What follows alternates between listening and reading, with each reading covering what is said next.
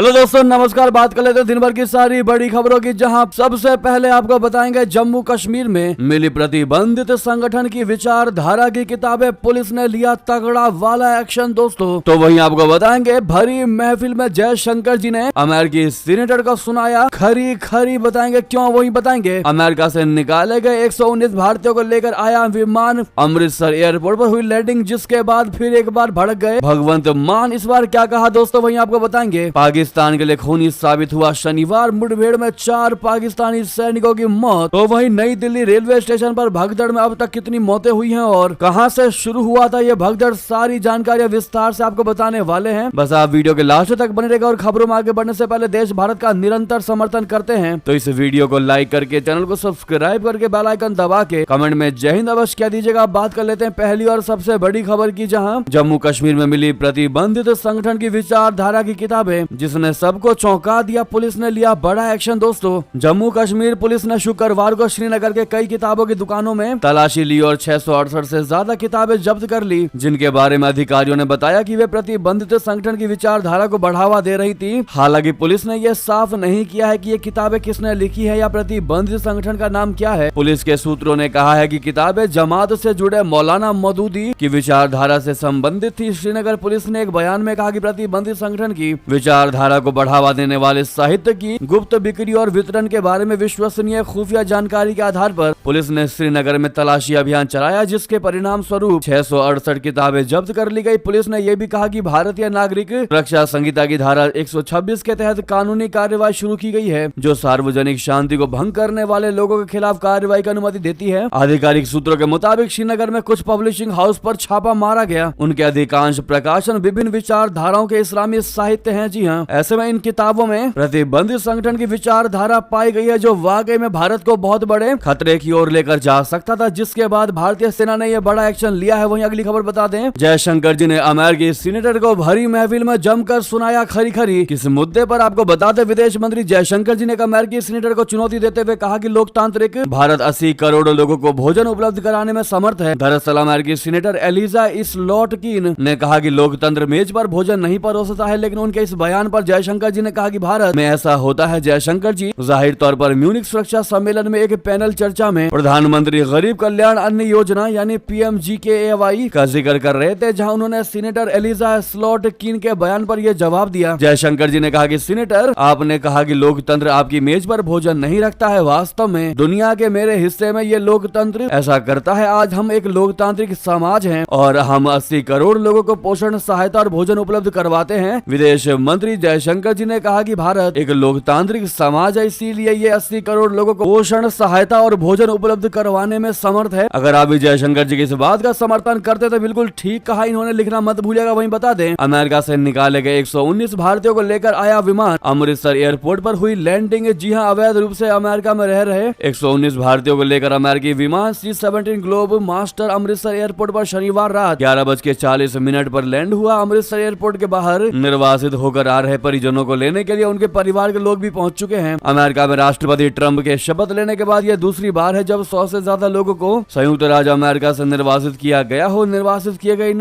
119 लोगों में से 100 लोग पंजाब और हरियाणा से है। इनमें से पंजाब के 67, हरियाणा के 33, गुजरात के 8, उत्तर प्रदेश के 3, गोवा, महाराष्ट्र और राजस्थान के 2-2 तथा हिमाचल प्रदेश और जम्मू कश्मीर का एक नागरिक है। इससे पहले ट्रंप के शपथ ग्रहण समारोह के कुछ दिनों बाद यानी 5 फरवरी को अमेरिका का एक सैन्य विमान 104 अवैध अप्रवासियों को लेकर अमृतसर पहुंचा था। इन 104 लोगों में से कई राज्यों के लोग शामिल थे। अब ऐसे में दोस्तों फिर एक बार अमृतसर में डिपोर्टेशन को लेकर भड़क उठे भगवंत मान। कहने लगे पवित्र अमृतसर को डिपोर्टेशन सेंटर ना बनाएं, ट्रंप थोड़ा और तेल भरवा कर आगे ले जाते तो बेहतर होता। अमेरिका से डिपोर्ट हुए 119 भारतीयों को रिसीव करने के लिए पंजाब के मुख्यमंत्री भगवंत मान अमृतसर पहुंच गए हैं। उन्होंने कहा कि मंत्रालय से जानकारी मिली है कि रात 10 बजे तक अमेरिकी विमान अमृतसर हवाई अड्डे पर पहुंच जाएगा। इस विमान में कुल 67 पंजाबी सवार है। बताया जा रहा है कि इस बार विमान टर्मिनल पर आएगा। पंजाब के अलावा अन्य राज्यों के डिपोर्ट हुए लोगों के लिए रिहायश और खाने का प्रबंध किया गया है। उन्होंने कहा कि अमृतसर गुरु रामदास जी की भूमि है, जहां हर रोज 1 लाख लोग लंगर खाते हैं। यहां से कोई भी व्यक्ति भूखा नहीं जाना चाहिए। सीएम भगवंत मान ने केंद्र पर हमला करते हुए कहा कि वो पवित्र शहर अमृतसर को डिपोर्टेशन सेंटर ना बनाएं। बॉर्डर एरिया में आर्मी जहाज को लैंड करवाना गलत है। ट्रंप अपने विमान में थोड़ा और तेल भरवा कर जहाज को आगे ले जाते हैं। ये दूसरी बार है दोस्तों जब भगवंत मान ने पंजाब में डिपोर्टेशन को लेकर बयान बयान दिया। इस पर दोस्तों आपका क्या टेक होने वाला है, कमेंट में लिखकर अवश्य बताइएगा। भगवंत मान का कहना कि इससे पंजाब की बेइज्जती होती है, लेकिन आप ही बताइए दोस्तों कि भारत अपने देश भारत ही वापस लौटे हैं, अब वो चाहे किसी भी राज्य में उतरे, इससे देश की बेइज्जती कैसे हो सकती है, राज्य की बेइज्जती कैसे हो सकती है। आप लोग भगवंत मान के इस बयान पर क्या राय देना चाहेंगे, भगवंत मान की सोच को लेकर देखते हैं दोस्तों क्या कहती है भारत की प्रिय जनता। तो वहीं अगली बड़ी खबर आपको बता दें, जहां पाकिस्तान के लिए खूनी साबित हुआ शनिवार मुठभेड़ में 4 पाकिस्तानी सैनिकों की मौत, 15 आतंकवादी भी संग में गए मारे। जी हाँ, उत्तर पश्चिमी पाकिस्तान के खैबर पख्तूनख्वा प्रांत में शनिवार को 2 अलग अलग खुफिया अभियानों में कम से कम 15 आतंकवादियों को मार गिराया गया, जबकि 4 पाकिस्तानी सैन्य कर्मियों की भी मौत हो गई। सेना की मीडिया शाखा इंटर सर्विसेज पब्लिक रिलेशंस यानी ISPR के एक बयान के मुताबिक प्रांत के डेरा इस्माइल और उत्तरी वजीरिस्तान जिले में अलग अलग खुफिया अभियान चलाए गए। पहला अभियान डेरा इस्माइल खान जिले के हाथला सामान्य क्षेत्र में चलाया गया। दूसरा अभियान उत्तरी वजीरिस्तान जिले के मीरान शाह के सामान्य क्षेत्र में चलाया गया, जहां 6 आतंकवादियों को सुरक्षा बलों ने मार गिराया। वहीं बता दें, डोनाल्ड ट्रंप और एलोन मस्क की मुश्किलें बढ़ी, अमेरिका के ही 14 राज्यों ने कोर्ट में कर दिया केस। आखिर क्या है वजह, बता दें। अराजकता के एजेंट बता दिया गया है एलोन मस्क को। टेस्ला CEO को मंत्री बनाए जाने से बढ़ के 14 अमेरिकी राज्य ने कर दिया केस। दरअसल अमेरिकी राष्ट्रपति डोनाल्ड ट्रंप के रिपब्लिकन पार्टी के 2 गवर्नरों सहित 14 अमेरिकी राज्यों ने अरबपति एलोन मस्क के खिलाफ संघीय मुकदमा दायर किया है। इस केस में उनकी नई सरकारी दक्षता विभाग या डॉज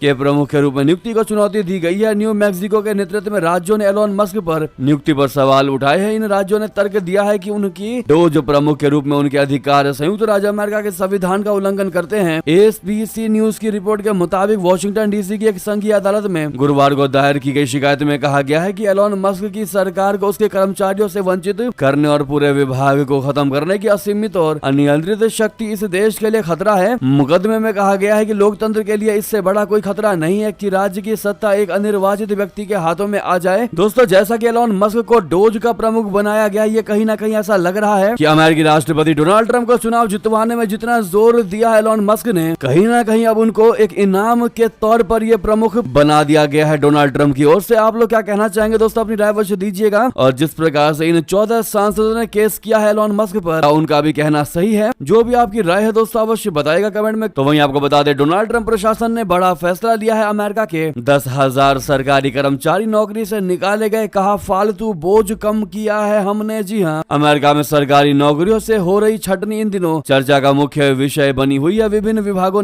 में कार्यरत हजारों कर्मचारियों को नौकरी से निकाल दिया गया है। इस बार जमीन प्रबंधन और पूर्व सैनिकों की देखभाल से जुड़े कर्मचारियों पर अधिक असर पड़ा है। राष्ट्रपति डोनाल्ड ट्रंप की सरकार सरकारी विमानों में बड़े पैमाने पर छटनी कर रही है। शुक्रवार को करीब 9500 से अधिक सरकारी कर्मचारियों को नौकरी से हटा दिया गया। राष्ट्रपति ट्रंप और उनके सलाहकार एलोन मस्क के नेतृत्व में सरकारी नौकरशाही को कम करने का अभियान तेजी से चल रहा है। छटनी किए गए कर्मचारियों में अधिकतर वे लोग शामिल है जो भूमि प्रबंधन और पूर्व सैनिकों की देखभाल से जुड़े कार्यों में थे। ट्रंप प्रशासन के इस कदम से गृह, ऊर्जा, पूर्व सैनिक मामलों, कृषि और ह्यूमन सर्विस डिपार्टमेंट के कर्मचारी सबसे अधिक प्रभावित हुए हैं। दोस्तों वहीं बता दें, डोनाल्ड ट्रंप ने भारत को F-35 फाइटर जेट देने की घोषणा की तो घबरा गया पाकिस्तान। अब क्या कहने लगा बता दें। द्विपक्षीय बैठक के दौरान अमेरिकी राष्ट्रपति ट्रंप ने प्रधानमंत्री नरेंद्र मोदी को F-35 लड़ाकू विमान खरीदने का ऑफर दिया है। ट्रंप के इस ऑफर से पाकिस्तान को मिर्ची लग गई है। अमेरिका के साथ भारत की इस डील पर पाकिस्तान ने अपनी चिंताएं जाहिर करते हुए कहा यह शांति के लिए सही नहीं है। मीडिया रिपोर्ट्स के मुताबिक पाकिस्तान के विदेश कार्यालय के प्रवक्ता शफकत अली खान ने कहा कि अगर America F-35 fighter jet Bharat को बेचता है तो इससे क्षेत्र यानी दक्षिण एशिया में सैन्य असंतुलन स्थिर हो सकता है और रणनीतिक स्थिरता घट जाएगी। ये शांति के लिए सही नहीं है। इससे दक्षिण एशिया में स्थायी शांति के प्रयासों में बाधा आ सकती है। जी हाँ, यानी कि पाकिस्तान दोस्तों इस खबर को सुनकर बौखला चुका है कि भारत को F-35 फाइटर जेट दे रहा है अमेरिका। तो वहीं पाकिस्तान के बाद चाइना भी बिफर गया, कहने लगा कि इंडो पैसिफिक जियोपॉलिटिक्स का अखाड़ा नहीं है। जी हाँ, चीनी विदेश मंत्रालय ने अमेरिका के इस प्रस्ताव की आलोचना करते हुए कहा कि एशिया पैसिफिक यानी इंडो पैसिफिक शांति और विकास का शानदार उदाहरण है, भू राजनीतिक खेलों का अखाड़ा नहीं। चीन ने यह भी कहा कि विशेष समूह बनाने और भू राजनीतिक खेलों में शामिल होने से सुरक्षा नहीं मिलेगी। तो दोस्तों वहीं आपको अगली खबर बता दें, जहां नेपाल से बड़ी खबर, पोखरा पर्यटन वर्ष के उद्घाटन समारोह में फटा हाइड्रोजन से भरा गुब्बारा, बाल बाल बचे डिप्टी प्रधानमंत्री। जी हां, नेपाल की राजधानी काठमांडू से एक बड़ी खबर सामने आई है। पोखरा पर्यटन वर्ष के दौरान उद्घाटन समारोह में शनिवार को एक हाइड्रोजन गैस से भरा गुब्बारा फट गया, जिससे नेपाल के उप प्रधानमंत्री विष्णु पौडेल और पोखरा महानगर के मेयर धनराज आचार्य झुलस गए। घटना का वीडियो सोशल मीडिया पर तेजी से वायरल हो रहा है। ANI की रिपोर्ट के मुताबिक घटना घटना के बाद उप प्रधानमंत्री विष्णु पौडेल और मेयर धनराज आचार्य को तत्काल इलाज के लिए आनंद फानन में हेलीकॉप्टर के जरिए काठमांडू लेकर जाया गया, जहां पर एक अस्पताल में इलाज के लिए इन्हें भर्ती कराया गया है। काजगी जिला पुलिस कार्यालय के पुलिस अधीक्षक श्यामनाथ ओलिया ने बताया कि उन्हें आगे के इलाज के लिए काठमांडू लेकर जाया गया है। ये हादसा पोखरा पर्यटन वर्ष के उद्घाटन समारोह के दौरान हुआ। गुब्बारे छोड़े जाने थे लेकिन वे फायर पॉपर्स के संपर्क में आकर फट गए। तो वहीं आपको बता दें, उत्तर कोरिया ने अमेरिका में परमाणु बम गिराने के लिए बनाई अत्याधुनिक मिसाइल। पेंटागन ने जारी किया रेड अलर्ट। किम जोंग की सनक से क्या मच गया है दहशत, बता दें। उत्तर कोरिया के तानाशाह किम जोंग उन अमेरिका को अपना सबसे बड़ा दुश्मन मानते हैं। पेंटागन के एक शीर्ष अधिकारी ने चेतावनी जारी कर दी है कि उत्तर कोरिया अमेरिका में कहीं भी हमला करने के लिए इंटरकॉन्टिनेंटल बैलिस्टिक मिसाइलों यानी ICBM के सीरियल उत्पादन की ओर बढ़ रहा है। इस मिसाइल से उत्तर कोरिया अमेरिका पर हमला कर जहां चाहे वहां तबाही ला सकता है, जिसको लेकर अमेरिकी उत्तरी कमान यानी कि US नॉर्थ कॉम के कमांडर वायुसेना के जनरल ग्रेगरी गुइलोट ने 13 फरवरी को सीनेट की सशस्त्र सेवा समिति को एक खतरनाक जानकारी दी है। उन्होंने बताया है कि किम जोंग उनका शासन अब शायद उत्तरी अमेरिका पर परमाणु हमला करने में सक्षम मिसाइलों का निर्माण कर रहा है। वहीं आपको बता दें, जेलेंस्की की अमेरिकी राष्ट्रपति ट्रंप को दो टूक कहा, पीठ पीछे होने वाले समझौते स्वीकार नहीं करूंगा। जी हाँ, यूक्रेन के राष्ट्रपति व्लादिमीर जेलेंस्की ने अमेरिका के सामने स्पष्ट कर दिया है कि उनके पीछे यानी पीठ पीछे बनाए गए शांति समझौते को वे स्वीकार नहीं करेंगे। उन्होंने ये बात म्यूनिक समिट में कही, जहां अमेरिका के उपराष्ट्रपति ने भी शिरकत की थी। जेलेंस्की ने यूरोप से भी अपनी सुरक्षा के लिए खुद अपनी सेना बनाने की अपील की। उनका यह बयान अमेरिकी राष्ट्रपति ट्रंप के कई अलग अलग चेतावनियों के बाद आया है। यूक्रेनी राष्ट्रपति ने यूरोप की अपनी सेना बनाने को लेकर कहा कि सिर्फ यूक्रेन की सेना इस काम के लिए पर्याप्त नहीं है। उन्होंने कहा कि यूक्रेन हमारी पीठ पीछे किए गए सौदों को कभी स्वीकार नहीं करेगा और यही नियम सभी यूरोपीय देशों पर लागू होना चाहिए। तो वहीं आपको बता दें, अमेरिकी सेना में ट्रांसजेंडर्स को अब नहीं किया जाएगा भर्ती। US आर्मी ने तत्काल प्रभाव से लगाया प्रतिबंध। दोस्तों, बराक ओबामा के फैसले पर ट्रंप ने लगाई रोक। दरअसल अमेरिका सेना ने आधिकारिक तौर पर ऐलान कर दिया है कि अब ट्रांसजेंडर्स को सेना में भर्ती नहीं किया जाएगा। ये फैसला राष्ट्रपति डोनाल्ड ट्रंप के जरिए एक कार्यकारी आदेश पर हस्ताक्षर करने के बाद लिया गया है, जिसमें ट्रांसजेंडर विचारधारा और बनावटी सर्वनामों यानी टाइटल्स पर प्रतिबंध लगाया गया है। सोशल मीडिया प्लेटफॉर्म एक्स पर अमेरिकी सेना ने एक पोस्ट में कहा है कि अब ट्रांसजेंडर्स की भर्ती पूरी तरह बंद कर दी जाएगी और सेना में कार्यरत सैनिकों के लिए लिंग परिवर्तन से जुड़ी सभी मेडिकल प्रक्रियाएं भी रोक दी जाएंगी। हालांकि सेना ने यह भी कहा कि जिन सैनिकों को जेंडर डिस्फोरिया है उन्हें सम्मान और गरिमा के साथ देखा जाएगा, लेकिन उन्हें किसी भी तरह की लिंग परिवर्तन से जुड़ी चिकित्सा सुविधा नहीं दी जाएगी। इस फैसले के तहत सभी नई भर्तियों में ऐसे लोगों को शामिल नहीं किया जाएगा जिनका अतीत में लिंग पहचान से संबंधित कोई इतिहास रहा हो। जी हाँ, आपको बता दें, डोनाल्ड ट्रंप पहले भी ट्रांसजेंडर सैनिकों पर पाबंदी लगाने के पक्ष में रहे हैं। 2016 में बराक ओबामा सरकार ने यह पाबंदी हटा दी थी, लेकिन ट्रंप प्रशासन इसे फिर से लागू कर रहा है। तो वहीं दोस्तों, पेंटागन ने एक और बड़ा आदेश दिया है, ऐसे सैनिकों से दोबारा बात करें जिन्हें कोरोना वैक्सीन की वजह से सेना से निकाल दिया गया। दोस्तों, अमेरिका में डोनाल्ड ट्रंप द्वारा सत्ता संभालते ही कई सारे बदलाव देखने को मिल रहे हैं। इसके बाद अमेरिकी रक्षा विभाग मुख्यालय पेंटागन ने एक बड़ा कदम उठाते हुए सैन्य सेवाओं से कहा है कि वे उन सैनिकों को फिर से संपर्क करें जिन्हें कोविड वैक्सीनेशन नहीं कराने पर सेना से बाहर किया गया था या जिन्होंने स्वेच्छा से सेना छोड़ी थी। साथ ही इस बात की भी जानकारी लेने के लिए कहा है कि क्या वे सैनिक में फिर से भर्ती होना चाहते हैं या नहीं। पेंटागन द्वारा ये कदम राष्ट्रपति डोनाल्ड ट्रंप के कार्यकारी आदेश के बाद उठाया गया है, जिसमें कहा गया था कि जो सैनिक वापस आना चाहते हैं उन्हें कम से कम 2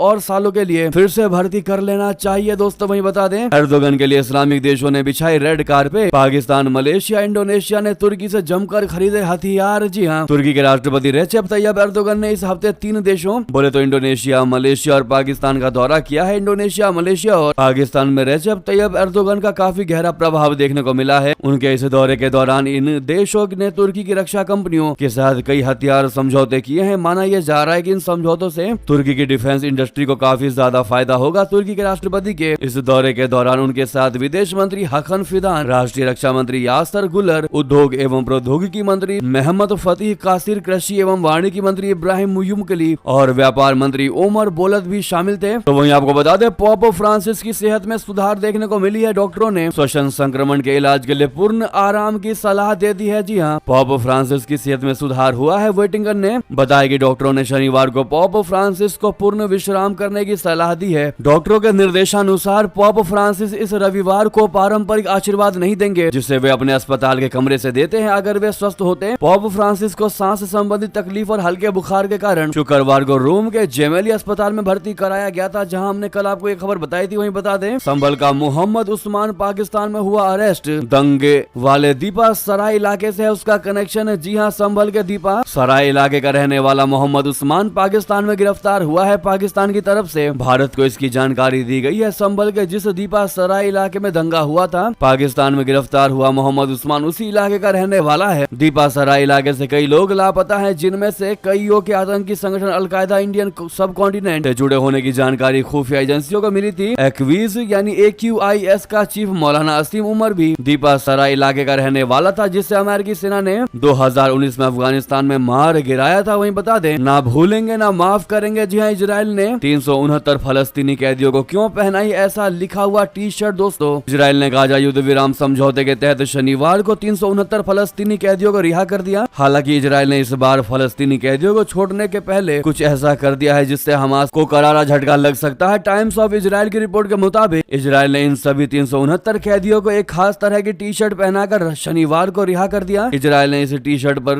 लिखा कि ना भूलेंगे ना माफ करेंगे। जी हाँ, दरअसल हमास की ओर से हर बार इजरायली बंधकों को रिहा करने से पहले एक इवेंट किया जाता था। इस इवेंट में इजरायली बंधकों को एक स्टेज पर खड़ा किया जाता था और उनसे हमास की तारीफ करवाई जाती थी। हमास के इस इवेंट को देखने के लिए हजारों की संख्या में फलस्तीनी इकट्ठा होते थे और इस बात से इजराइल नाराज था। इसलिए इस बार युद्ध विराम समझौते के तहत छठी बार बंधकों की अदला बदली में इजराइल ने फलस्तीनी बंधकों को एक खास तरह की टी शर्ट पहनाकर रिहा किया, जिस पर लिखा हुआ है कि ना भूलेंगे ना माफ करेंगे। वहीं बता दें, नई दिल्ली रेलवे स्टेशन पर भगदड़ की बहुत बड़ी खबर। अब तक 18 लोगों की मौत की खबर है। महाकुंभ जाने के लिए उमड़ी थी बड़ी भीड़। दोस्तों, नई दिल्ली रेलवे स्टेशन पर शनिवार रात अत्यधिक भीड़ भाड़ के बाद मची भगदड़ में कम से कम अभी तक 18 लोगों की मौत हो चुकी है और कई अन्य घायल हो गए हैं। ये घटना रात करीब 10 बजे के आसपास प्लेटफॉर्म 13 और 14 नंबर पर हुई, जब हजारों की संख्या में श्रद्धालु प्रयागराज महाकुंभ में जाने के लिए अपनी ट्रेनों में चढ़ने के लिए एकत्र हुए थे। दिल्ली के LGV के सक्सेना ने सोशल मीडिया प्लेटफॉर्म X पर एक पोस्ट में मौतों की पुष्टि की है। दिल्ली फायर सर्विस को एक इमरजेंसी कॉल मिली और उसने तुरंत 4 दमकल की गाड़ियों को नई दिल्ली रेलवे स्टेशन पर भेज दिया। इसके अतिरिक्त एम्बुलेंस को घटना स्थल पर भेजा गया। रेलवे पुलिस और दिल्ली पुलिस ने घायलों को LNJP और लेडी हार्डिंग अस्पताल में भर्ती कराया। भीड़ भाड़ और हंगामे के कारण नई दिल्ली रेलवे स्टेशन पर भगदड़ मचने के दावों को रेलवे के अधिकारियों ने खंडन किया और कहा कि यह घटना महाकुंभ के हजारों श्रद्धालुओं के प्लेटफॉर्मों पर एकत्र होने के बाद हुई है। जी हाँ, तो वहीं कुछ विरोधी पार्टियां इस पर भी राजनीति करने के लिए उतर गई हैं। खड़गे ने कहा कि सरकार द्वारा भगदड़ में मौतों की संख्या छिपाने की कोशिश शर्मनाक है। जैसा कि आप खड़गे का ये ट्वीट देख पा रहे हैं दोस्तों, जिसमें क्लियरली लिखा हुआ है कि नई दिल्ली रेलवे स्टेशन पर भगदड़ से कई लोगों की मौत होने की खबर अत्यंत पीड़ादायक है। स्टेशन से आ रही वीडियो बेहद हृदय विदारक है। नई दिल्ली रेलवे स्टेशन पर हुई मौतों के मामले में नरेंद्र मोदी सरकार द्वारा सच्चाई छिपाने की कोशिश बेहद शर्मनाक व निंदनीय है। उन्होंने मांग की है कि सरकार मामले में जल्द से जल्द मृतकों और घायलों का आंकड़ा जारी करे। इसके अलावा गुमशुदा लोगों की पहचान भी सुनिश्चित करे। जी हाँ, रक्षा मंत्री राजनाथ सिंह जी ने भी घटना पर दुख जताया। प्रधानमंत्री नरेंद्र मोदी जी ने भी इस घटना पर दुख जताते हुए कहा, एक्स पर पोस्ट करते हुए कि नई दिल्ली रेलवे स्टेशन पर हुई भगदड़ की घटना से बेहद व्यथित हूँ। मेरी संवेदनाएं उन सभी के साथ है जिन्होंने अपने प्रियजनों को खोया है। मैं प्रार्थना करता हूँ कि घायल शीघ्र स्वस्थ हों। अधिकारी उन सभी लोगों की सहायता कर रहे हैं जो इस भगदड़ से प्रभावित हुए हैं। दोस्तों, इस मुद्दे पर आपकी क्या राय होने वाली है, खबर पर बताना बिल्कुल मत भूलिएगा। तो वहीं आपको बता दें, छत्तीसगढ़ नगर निकाय चुनाव में भाजपा की बड़ी ऐतिहासिक जीत। महापौर के सभी 10 पदों पर हुआ बीजेपी का कब्जा। दोस्तों, छत्तीसगढ़ में विधानसभा तथा लोकसभा चुनावों में कांग्रेस को शिकस्त देने के बाद